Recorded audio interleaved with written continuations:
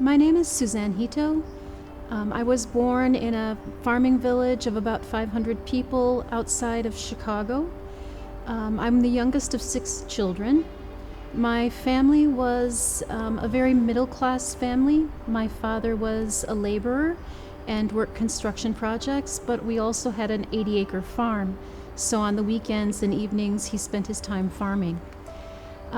They were very conservative in their religious beliefs, and we were a very committed family. They were more than just Sunday churchgoers. They encouraged us all to study. We did Bible study during the week.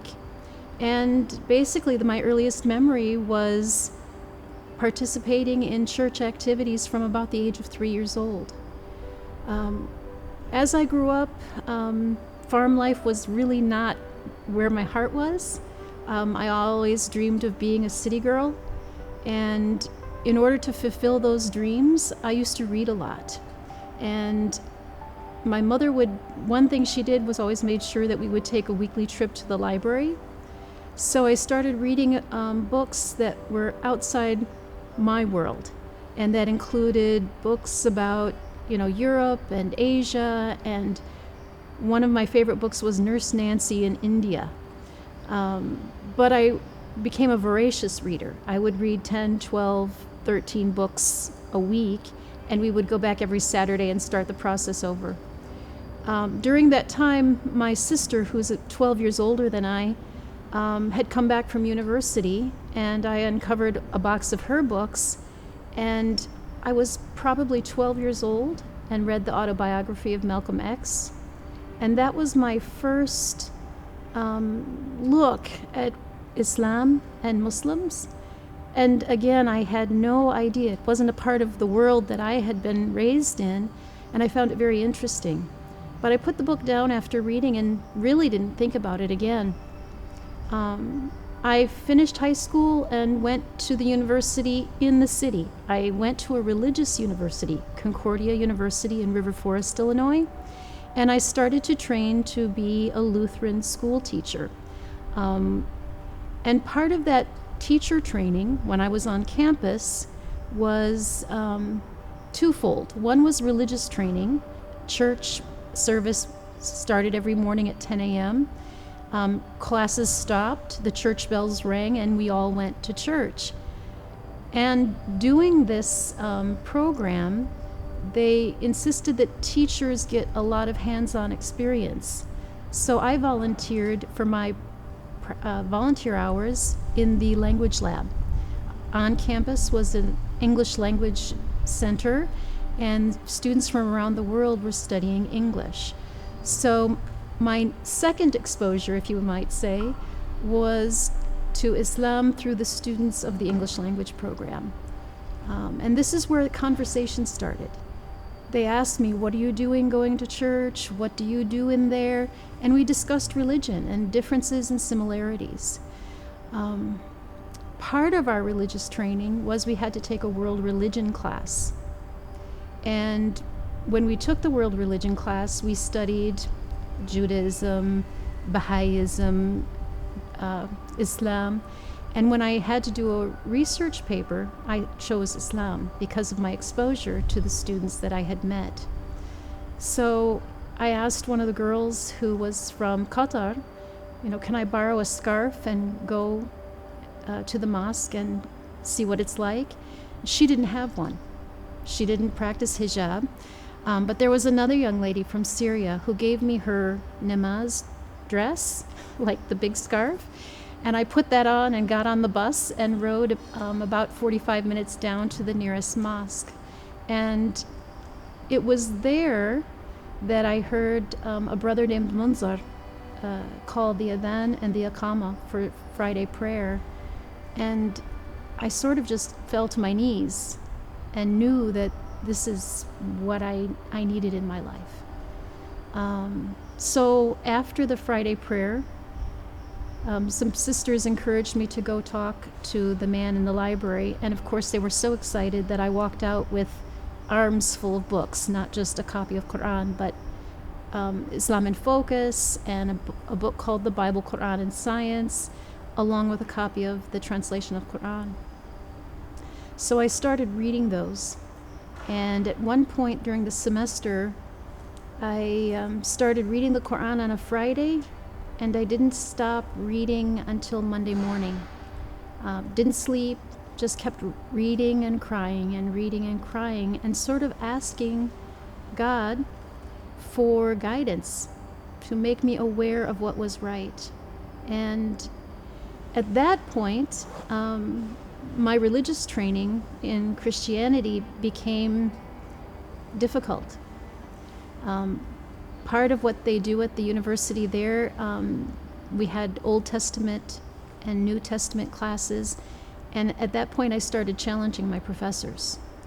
In fact, one of the most significant discussions I had with a professor when we were talking about hijab, because it is mentioned in the Greek translation of the Bible, is that when a woman worships, and they believe that everything they do is worship, she should cover her head. And in fact, I remember when I was about 10 years old, one of my classmates was killed in a bicycle accident, and we went to the Catholic Church, and I couldn't enter unless I covered my head.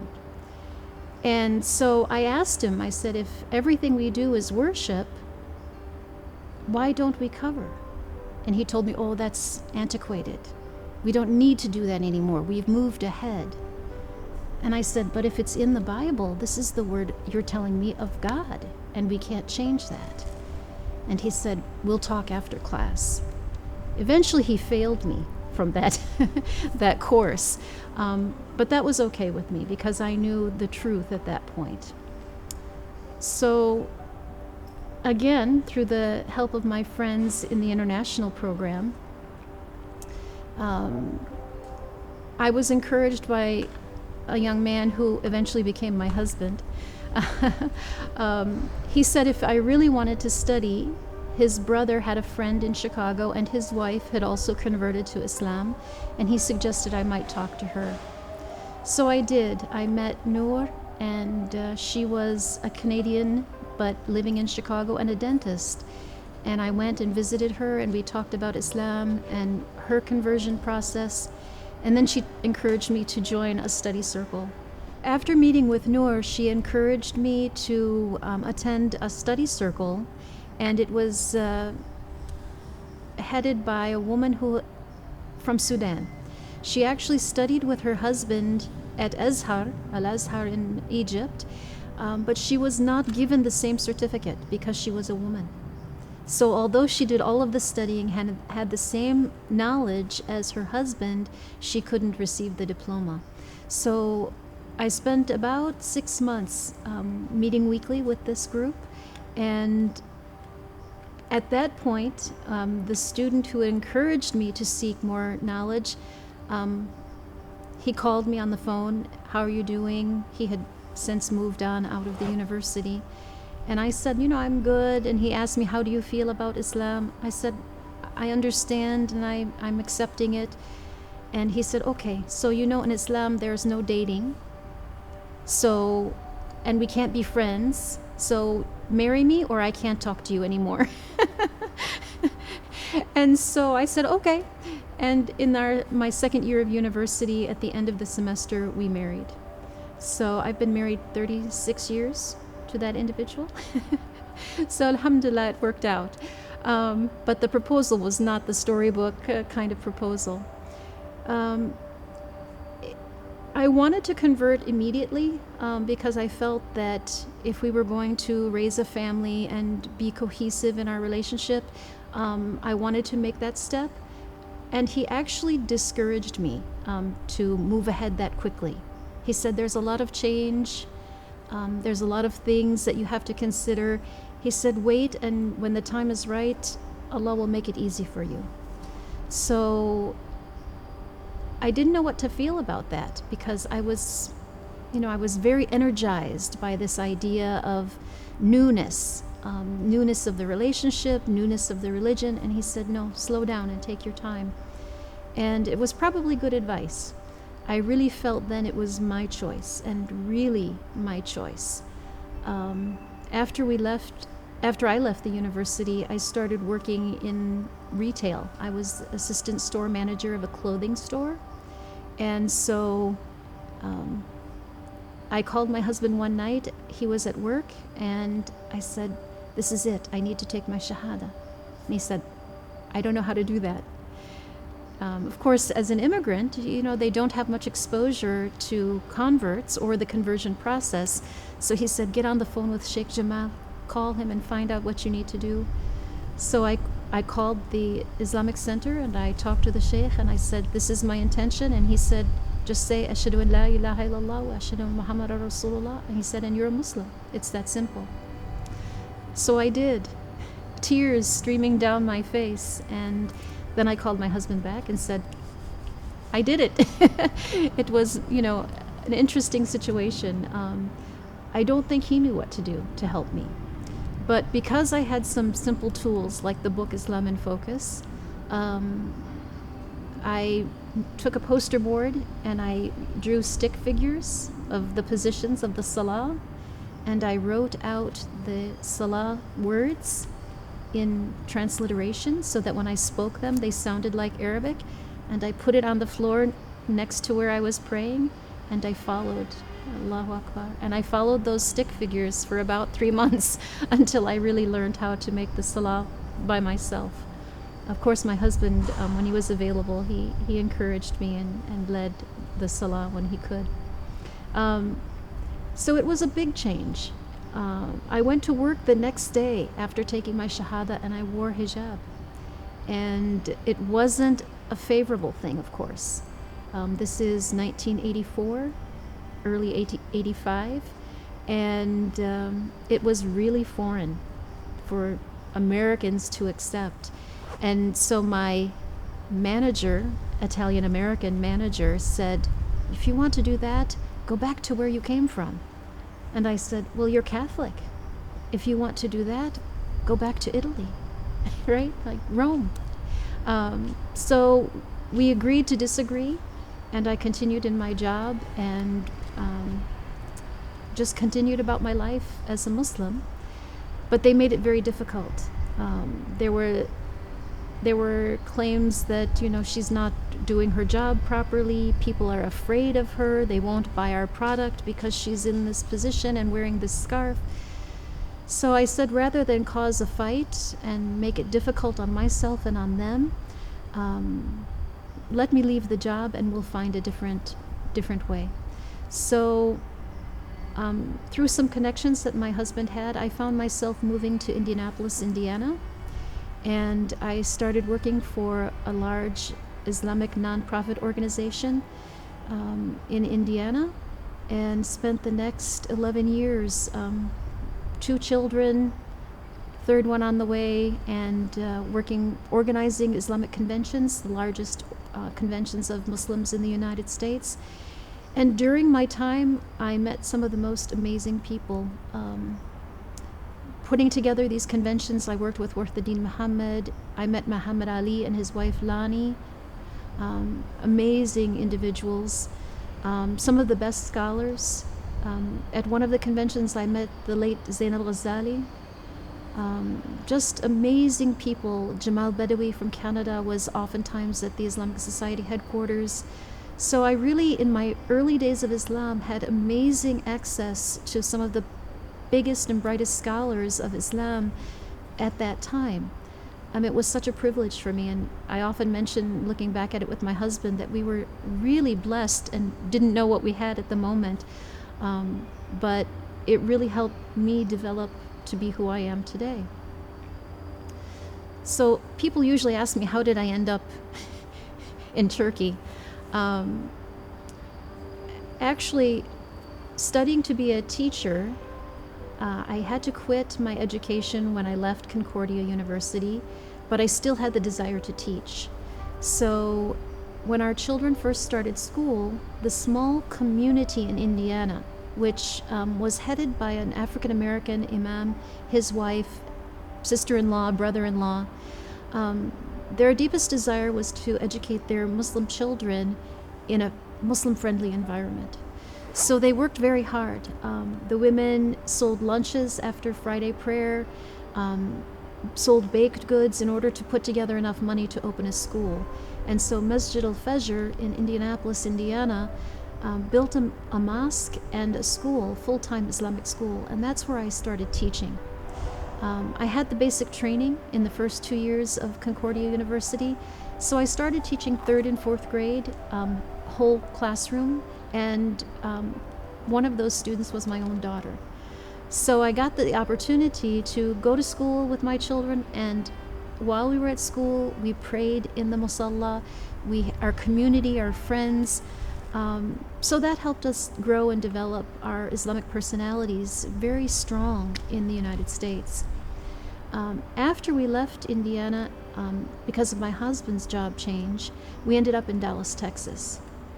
I taught in Dallas also, elementary school all the way through high school, English and literature, and eventually the school said, we would really like you to finish your university degree. So after teaching for about 12, 13 years, and as my son was also a student at the same university, I went back and finished my bachelor's degree, in fact, just 10 years ago. So as an adult and a different perspective, I went back, and some students thought it was very odd, a Muslim woman with grown children, and my daughter actually had her first child, so I was a grandmother when I finished my university degree. But it was a wonderful opportunity, one, to look at education in a different way, and two, I saw it as dawah.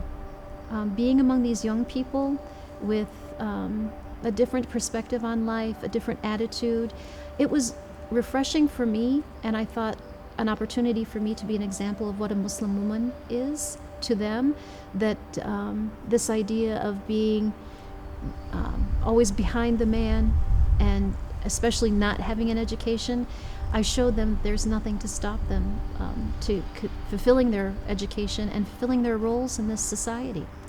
So I graduated and then got back into the teaching. But while I was at the university, I had the wonderful opportunity of taking 2 courses with a Turkish professor. She has a PhD from Harvard University in Ottoman history. She was a wonderful educator, and I took Ottoman history 1 and 2 with her, and then also a class on Ibn Battuta, his travels around the Islamic world, and all of that just kind of opened the door to this part of the world to me, which I hadn't really thought about. And then, something, destiny. My husband, several years later, because of the Syrian revolution, he is from Syria, he was elected into a leadership position in the opposition government, which was working here in Istanbul at the time. And after about 3 years of me living in the United States and he living here doing his work, he said, "What do you think? Do you think you can make the transition?" And so we transitioned to Turkey, and I've been here for the last 5 years full time, and 4 at Ibn Khaldun University. It's amazing to me the amount of history that people don't have access to in American society. I want to say our history is very short, just 277 years, but the amount of Islamic history and even history pre-Islam is so amazing here in Turkey that I'm just overwhelmed.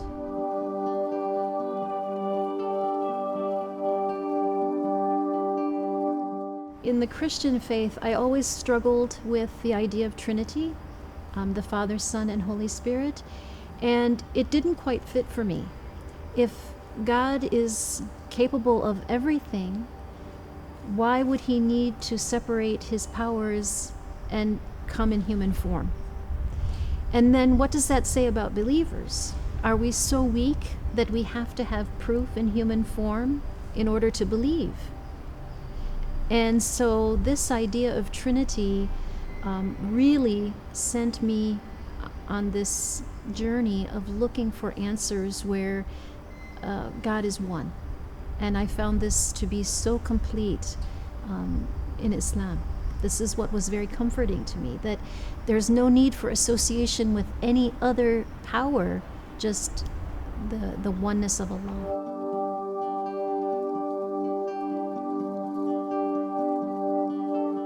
For me, the key element of finding out more about Islam was, first of all, the relationship. And this is our mission as also Muslims in general, is our behavior, our manners. This is what attracts people, our daily lives, the way we worship by doing small things, small and consistent. This is what's really attractive to people, and that's what probably was the first step, the relationship that I had with Muslim people.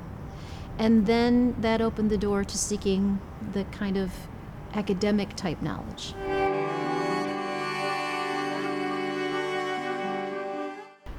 Again, the Muslim people that I met were very helpful to me, and I would say, in fact, my family, having them challenge my beliefs, because I think in general we kind of get lazy as human beings, and we believe in a way that we don't question.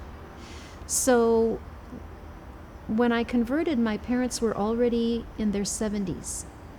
So for a child to leave a way of life that's sort of traditional and normal and go completely off grid in their mind, was a big thing. And so they would ask questions which caused me to find more information in order to respond to them. So I think that the non-Muslim friends and family that I had also were key to me developing my Islam, that I had to answer their questions in an intellectual, smart way. So I couldn't just, not answer them, but I had to seek an answer in order to respond.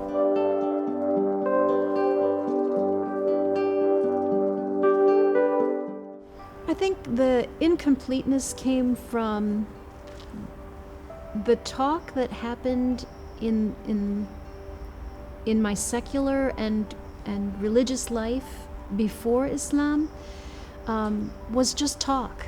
I didn't see much action.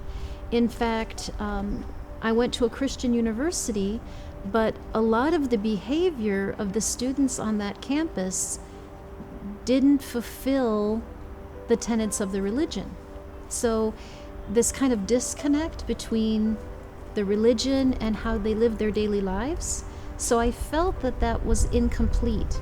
But with Islam, I felt that there was a true closure, completion to the structure of the religion, the ideology, and the daily life.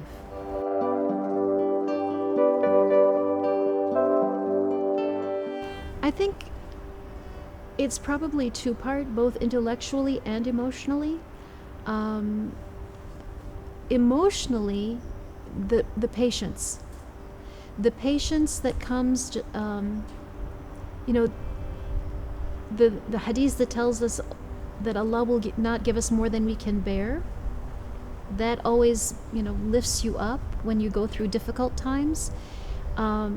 So patience and perseverance. And then at an intellectual level, that Islam is very logical.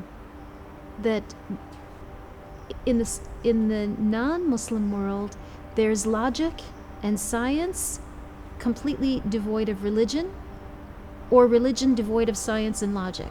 They don't all fit together. But Islam has the science and logic. And as an example, the book that I read or was reading while I was telling my husband I needed to convert was the Bible, Quran, and Science by a French convert.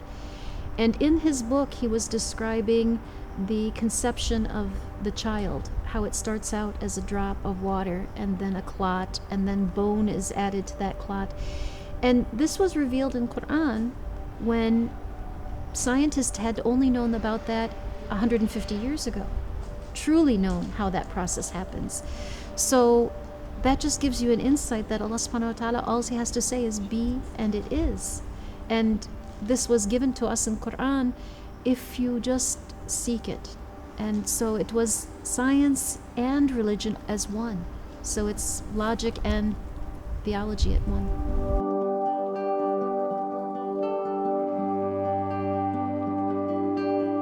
I really didn't have any point of reference when I was younger. That one instance of reading Malcolm X, the autobiography of Malcolm X, was my first exposure to Islam and Muslims, but it was like reading a story. It was a fascinating biography. We didn't have that whole problem of racism, or at least I didn't understand it at that time. This was probably 1972. So I was a bit young and I really didn't understand the world. And again, I'm a village girl, 500 people in my small hometown. So my exposure to Muslims was, zero. So the next exposure I had really was after I went to the university and moved into the city, both indigenous or African American Muslims, and then the immigrants. So I found that they're people, just like you and I. We have the same concerns, the same worries, same fears, people.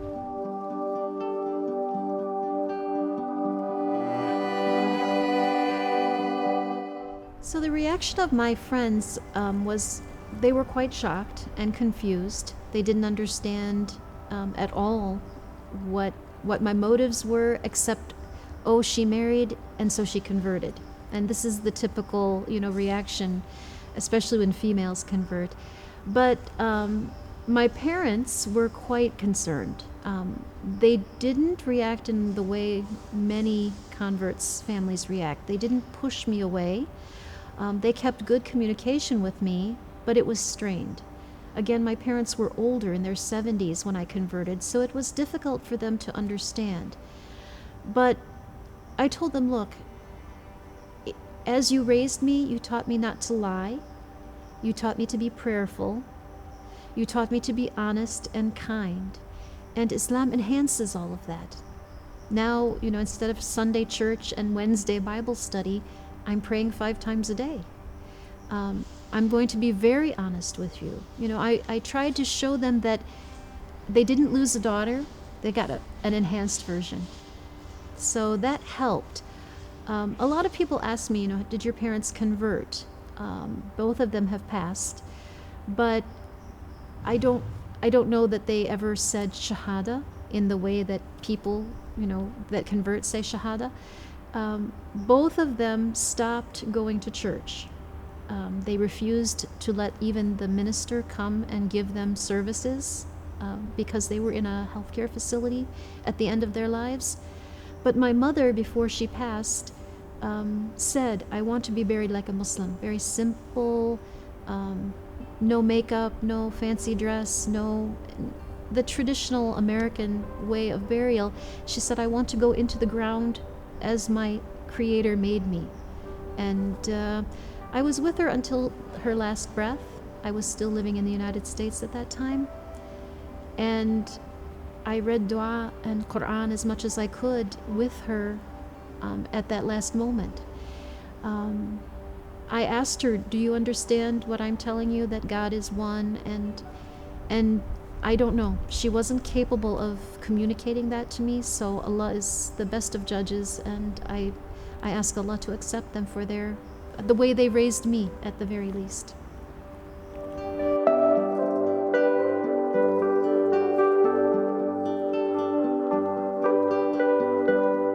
There are lots of materials that are available, and if they really want to understand what Islam is, I would recommend reading either Yusuf Ali translation of Quran. It's similar to what they might have read in the King James Version of Bible, but there are lots of translations available for them. But also read something that has a comparative aspect. Islam in Focus is a good one. Towards Understanding Islam is a good book, because really people get hooked on the translation of Quran in all of the negativity. They don't want to see the light that comes from it. And so sometimes diving in and reading only the Quran rather than comparative studies tends to be overwhelming. So the the biggest thing that I think one can take away from this is God. God says, "My mercy prevails over my wrath," and the negative aspects of what the West has done with Islam, being, this vicious kind of marauding religion, has damaged the reputation of Islam. But when you look at it, it really is about peace and brotherhood and love and light.